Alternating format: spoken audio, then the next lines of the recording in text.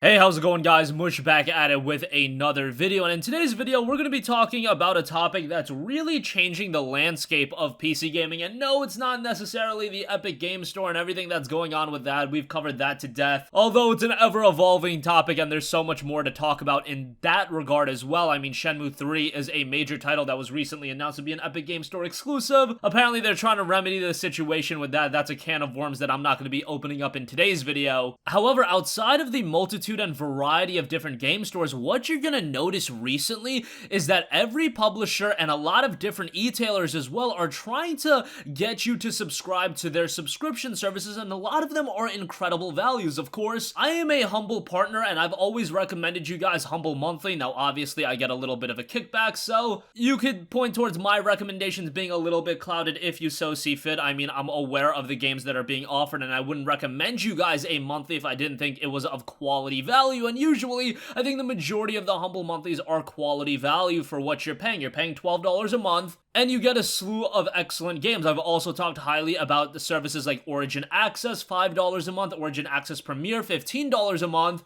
And those were two of the distinct subscription services that we saw on PC. Of course, Game Pass was a thing for a while. However, it was relegated to be primarily an Xbox service, and then a lot of games just carried over. But now we have a lot more services that are being offered to the consumer. Not only do we have Humble Monthly, which is a little bit different, because Humble Monthly, you sign up and you get keys that will redeem on Steam or whatever platform. In the case, sometimes they have like Battle.net games, whatever the case may be. You guys get the idea. Where in the case of subscription services like Origin Access, now Xbox Game Pass on PC, Ubisoft is launching Uplay Plus, Square Enix is rumored to be launching their own services, and I honestly think every publisher is going to try to get on board and trying to get the consumer to subscribe to these monthly subscription services. But the difference with those services and say a Humble Monthly is the fact that obviously you don't get to own these games. If you sign up for Origin Access, $5 a month to get access to their vault catalog of games, when you end your subscription, you no longer have access to the games. That's how it's different to Humble Monthly, where a Humble Monthly you'll pay $12 a month and then you'll get to keep the games forever. However,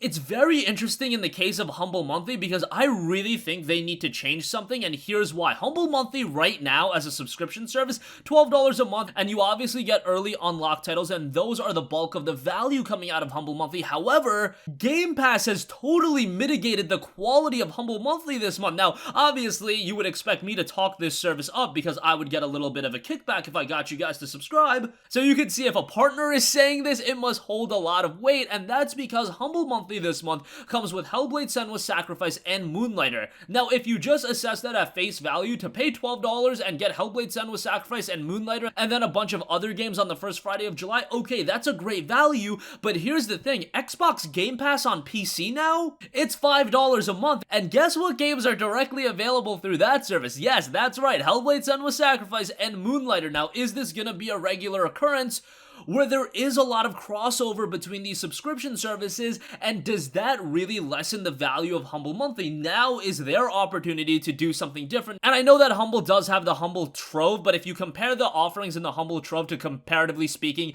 what's offered on Xbox Game Pass, Origin Access, even Uplay when they get off the ground, it's completely night and day, because EA with Origin Access Premier, yes, it's $15 a month, but you get all of those EA games. Game Pass is absolutely insane because you get all of those first-party Microsoft titles like your Forza Horizon 4. We're gonna get Gears 5 on there. I've heard that Outer Worlds is gonna be on there too. Metro Exodus is on there right now. If you talk about subscription services, Xbox Game Pass is insane on PC because it's $5 a month and you get access to all of these games. In the case of Uplay Plus, as well as Origin Access Premier, those are $15 a month, triple the price of Xbox Game Pass, and I would argue with you guys, Game Pass right now might have the better game offerings. I mean, you look at the offerings, you've got Prey in there, Slay the Spire, Metro Exodus, Wargroove is on there, Vampire is on there, Wolfenstein 2, Into the Breach, Hollow Knight, do I go on and on and on? Then Gears 5 is going to be added, Outer Worlds is going to be added. So if we talk subscription services, Xbox Game Pass I think is completely ahead of the pack, but this is something that's going to be evolving. Now that EA has has more competition and all of these other companies wanting your monthly dollar, maybe EA will up their game as well. Origin Access Premier has some decent games. It's just that those EA first-party titles are just not received all too well. I mean, are you going to pay $15 a month to play Anthem? You know, that's probably not going to happen at this point. With Ubisoft service, if you give me a Ghost Recon Breakpoint, if you give me a Watch Dogs Legion, and you give me access to all of those Ubisoft games, okay, it becomes a little bit more compelling then. I just think for someone like me, I already own the majority of the Vault catalog of Ubisoft titles, and $15 a month is a sizable asking cost. I wouldn't have said that initially, but now that I'm just comparing everything to Xbox Game Pass on PC and it being $5 a month, yeah, I'm thinking $15 a month is too expensive. And here's where another issue lies. In the case of Microsoft and Game Pass, and I've seen a couple people bring up this point, but is this lessening the urge and the desire and the need for these developers to actually create compelling experiences? I mean, it's one thing when you're selling your game at a full $60, it's another thing when your game is just going to be thrown on as a part of a subscription service.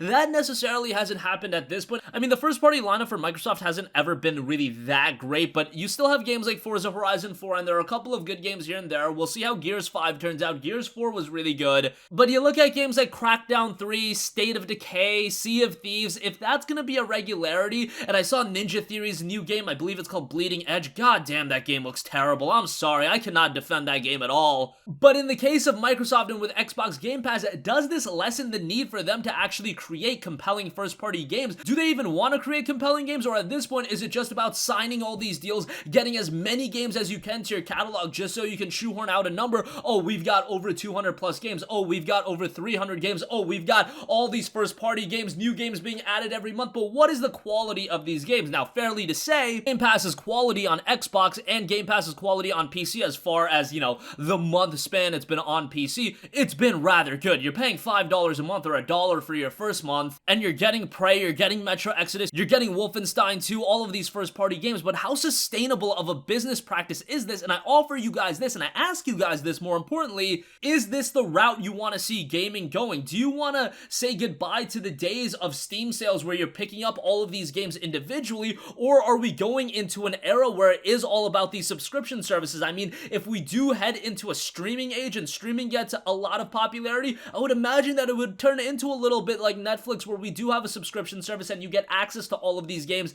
Now, how money is actually distributed and all these different factors, that's a headache that I can't even get into right now, but you see the groundwork being laid out with things like Game Pass. But in the case of Game Pass, to me, I really think they're undercutting themselves a little bit from the get-go. $5 a month is amazing for the subscription service, but they probably could have gotten away with $9.99. Hell, they probably could have gotten away with $14.99 had they not priced Game Pass at $9.99 before. This is the problem we saw with Netflix initially, where it was amazing at $7.99 a month, but then you see them gradually increase the price. I do imagine that this $5 a month thing is not going to last forever. It's only going to be available for a while, and then they'll slowly start raising the price. Either that or the quality of these games just completely drop off, especially from a Microsoft first-party standpoint. I mean, I know a lot of you guys can make the argument, hasn't it already dropped off? But you guys get the idea, and I do think it's going to be a case where all of these other publishers come out with their own subscription services. Okay, we've got Game Pass, we've got Uplay coming out with one, we got EA coming out with one. Is Square Enix going to make one? Humble Monthly is still a thing. Is 2K Games going to make one? Could Valve and Steam facilitate their own thing? Could the Epic Game Store make their own thing with all of their exclusives that they're gathering up and offer those games super cheap? And in the case of the publishers, they are going to take a loss up front. That's what they're going to do. I find it very hard to believe that Microsoft is making any kind of money on Game Pass, because you have to pay the exterior publishers, you have to pay a Bethesda, you have to pay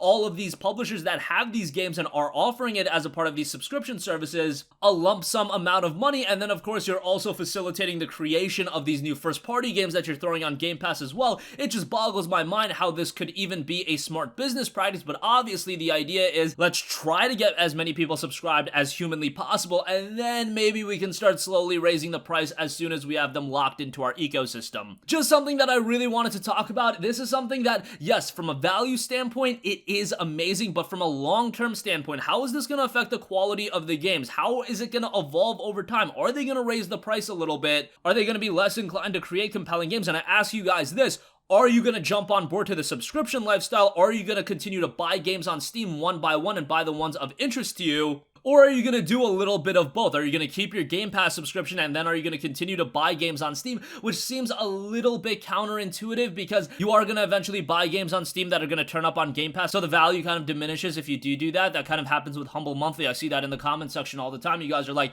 oh, this is a great monthly, but I already own all these games. And that's going to be a little bit of an issue when all of these different subscription services are vying to get games in their vault catalog. Is there going to be a little bit of crossover? And at that point, does actually keeping up with multiple subscription services, does the value diminish a little bit that way? But definitely sound off with all of your thoughts in the comment section down below. Very interested to hear what you guys think. As always, guys, thanks for watching, and I'll catch you guys in the next one. Peace out. Hey, what's going on, guys? Mush here again. Hope you enjoyed the video. As you guys might know, YouTube's notification system is sometimes a little bit wonky, even if you're subscribed to the channel. Maybe you're not abundantly aware that I uploaded a video. To remedy that situation, make sure you hit the bell notification button. This way, whenever I upload a new video, and I try to upload as consistently as possible, you will be notified directly of the upload, and you can watch it as soon as it goes live. I would really appreciate if you guys hit that button so you can stay up to date with all of the content I'm posting. But as always, guys, thanks for watching, and I'll catch you guys in the next one. Peace out.